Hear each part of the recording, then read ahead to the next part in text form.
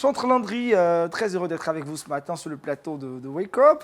Merci Alors, avec vous, on Aniel. parlera de votre carrière. Alors, à quand remontent vos premiers pas dans la musique? Mes premiers pas dans la musique, je dirais dans les années 90, Mhm. où j'ai intégré le groupe de mon église et j'ai commencé à jouer dans le groupe en tant que choriste et lead vocal.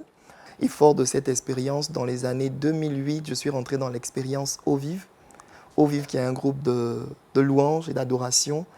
Et on a sorti en 2008 l'album Restauration. Mhm. Restauration et ont participé à plusieurs programmes d'évangélisation, des programmes d'adoration en Côte d'Ivoire et un peu partout en Afrique. Mhm, d'accord. Qu'est-ce qui a motivé votre choix vers ce ministère de chantre? Est-ce un appel ou vous êtes issu d'une famille où papa, maman déjà était associé à la chose musicale ou, comme je l'ai dit, un appel ou une motivation assez personnelle? Je dirais que le ministère de chantre, c'est d'abord un appel. Mhm. C'est d'abord un appel parce que il y a une différence entre le musicien et le conducteur de louange ou l'adorateur. L'adorateur, il adore son Dieu, il sert son Dieu, il proclame les hauts faits de son Dieu en utilisant le support de la musique, ce qui est différent d'un musicien tout simplement. Donc on peut avoir des parents qui font de la musique, Mhm. des frères, des sœurs, c'est mon cas, Mhm. mais si en ce qui concerne l'appel, en ce qui concerne le ministère de louange, c'est vraiment un appel. Voilà, c'est ce que je voulais Mhm. D'accord, vous préciser. avez été membre de plusieurs groupes musicaux Oui. qui ont été une base de formation pour vous. Qu'est-ce que vous retenez de tous ces passages? Qu'est-ce que vous avez appris réellement de tous ces différents groupes? C'est l'expérience qu'on acquiert. On apprend l'humilité, on apprend techniquement aussi. Et au Vive, c'était vraiment l'expérience où on était vraiment en front dans l'évangélisation, on était vraiment en front dans ce qui concernait le ministère même de la restauration et tout. Et on a vraiment accumulé toutes ces années-là comme des expériences que nous mettons maintenant au service du peuple de Dieu. Alors, on parle de Amen. votre carrière, vous avez démarré certainement avec plusieurs groupes musicaux. Quelles sont les scènes qui vous ont le plus marqué?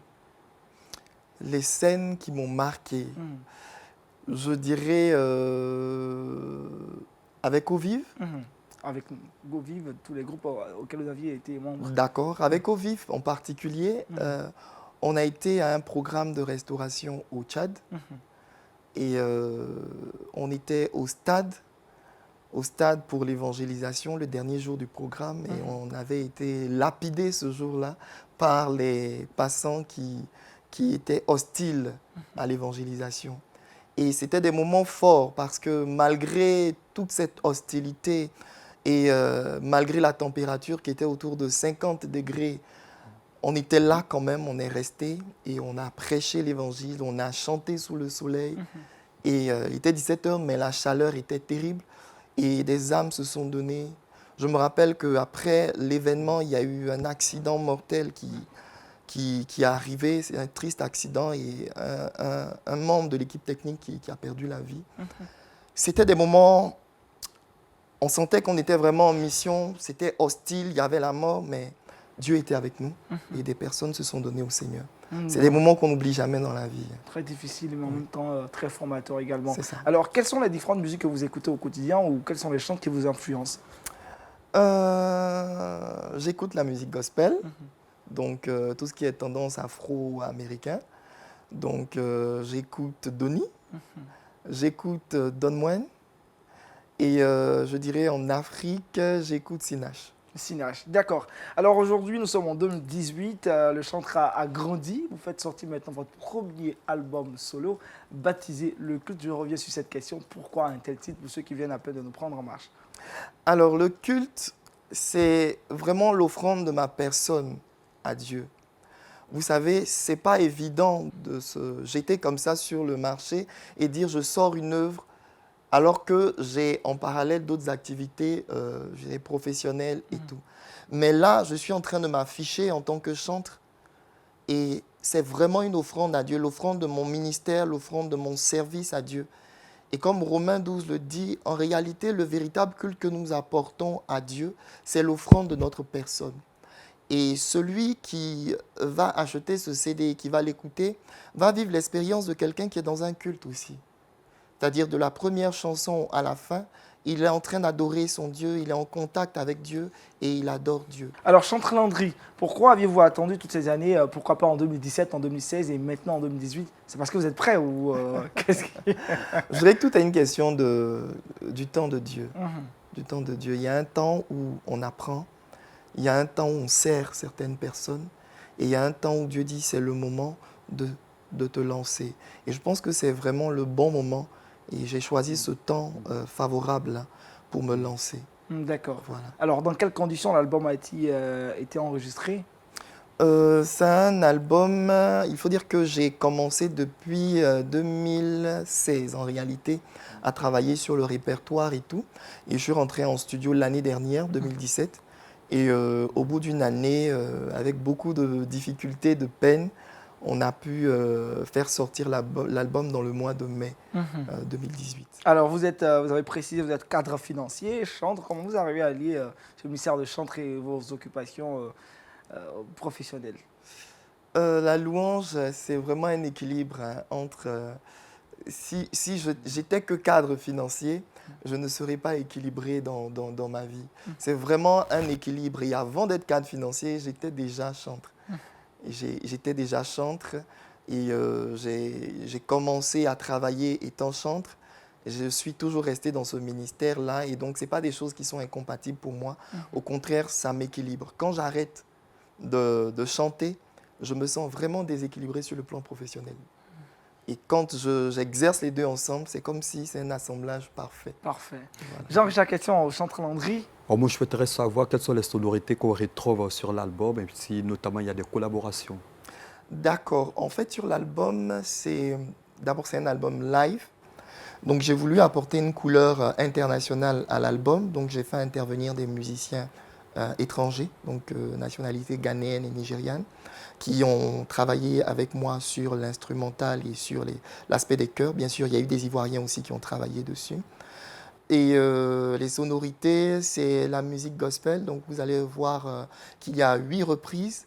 Donc des reprises de Hillsong, des reprises de gospel, des classiques américains gospel. Mais il y a aussi quelques compositions, donc des musiques, une musique en guéré, donc pour faire un clin d'œil à la culture ivoirienne. Et un beat afro, je dirais afro-nigérien, voilà. Pourquoi ce choix de reprise de grands classiques notamment? Alors, on ne fait pas un album, je dirais, pour ressembler à quelqu'un. Il y a un ami qui m'a approché qui me dit « Mais tu as beaucoup d'années d'expérience, pourquoi tu ne fais pas que des compos et tout ?» Je dis « Je fais ce que Dieu me dit de faire simplement. » Et le titre de l'album qui a été donné par révélation, c'est le culte. Et donc, il faut emmener les gens dans un premier temps à rentrer dans cette atmosphère-là. Et il faut aller avec des chants qui sont simples. Ils peuvent aborder facilement sans les choquer avec des accords, sans forcément la technologie qu'on connaît aujourd'hui, la science de la musique. Il faut les laisser rentrer doucement dans l'adoration, dans la louange, sans les choquer. Et c'est pour ça que j'ai voulu partir avec des chansons qu'ils connaissent déjà, retravailler à ma façon, et pour que ça soit accessible simplement. Alors, l'album est sur le marché. À quoi faudrait-il qu'on s'attende dans les mois à venir concernant la promotion? Concernant la promotion, on vient juste de faire la dédicace et maintenant il va y avoir une promo au niveau des radios, des médias et probablement dans quelques mois un concert pour vraiment faire connaître l'album. D'accord, vous faites du gospel, donc C'est ça. parlons-en. Que pensez-vous du gospel francophone? Le gospel francophone, je pense que le gospel francophone a beaucoup évolué depuis ces dernières années. Depuis les années je veux dire, dans les années 90, on connaissait des groupes comme New Gospel Family qui ont vu naître de grands chantres qu'on voit aujourd'hui. Et on voit qu'au fur et à mesure, il y a beaucoup d'évolutions. On passe du gospel au jazz, on parle maintenant de la soul, de la musique néo-jazz et tout ça. Ça évolue. Je pense qu'on ne doit pas se limiter dans notre créativité, on ne doit pas se limiter à un style. il faut adapter notre message aux populations qui nous écoutent. Et les musiques que les gens écoutent aujourd'hui, c'est le jazz, c'est la musique néo-soul, c'est toutes ces influences musicales-là. Et le chrétien ne doit pas se mettre en marge. Alors, La musique française a évolué dans pour ce vous, sens. le genre musical ne cause pas de problème? Non, pas du tout. Mhm. La musique, comme je l'ai dit, c'est le support par lequel on porte le message. Et donc, si aujourd'hui, l'interlocuteur qui est en face de toi, il ne comprend que le français, ton message doit être porté en français pour que ça puisse l'atteindre. Donc, la musique a un support. Maintenant, le message qui est sur ce support-là, c'est ce message-là que nous travaillons pour que ça parte avec le support et que ça atteigne les cibles que nous voulons atteindre. D'accord. Quelle est la source d'inspiration du chantre, Landry? La source d'inspiration, c'est Dieu. C'est Dieu. Il n'y a pas d'autre. Alors, c'est quoi une journée de travail pour le chantre Landry avec ses choristes? Une journée de travail. Généralement, quand on prépare les événements, on travaille les chœurs et les musiciens séparément. On travaille les harmonies, on s'échauffe vocalement, on travaille les harmonies avant de rejoindre après les musiciens pour faire l'assemblage, quoi. Alors aujourd'hui, c'est le digital. On retrouve les chantres sur Facebook, sur Internet, sur YouTube, on dira d'une manière générale les réseaux sociaux. Pour vous, c'est très important pour le chantre d'être assez présent à travers des messages, des capsules comme ça, des petits messages qu'il mettra sur Internet? Oui, c'est important, d'autant plus que ça ne coûte pas grand-chose, le digital aujourd'hui.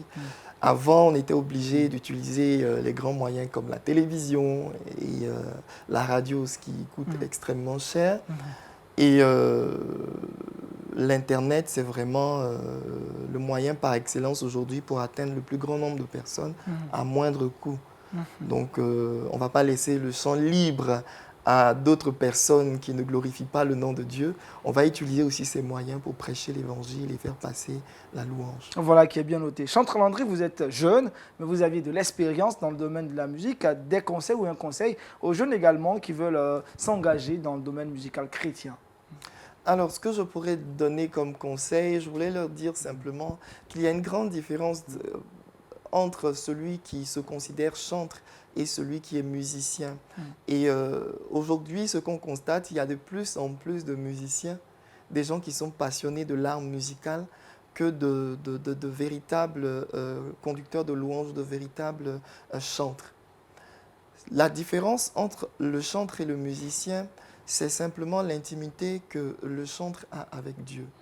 Parce que le chantre, il fait passer un message sur le support de la musique, mais c'est d'abord le dépôt qu'il reçoit qu'il peut transmettre.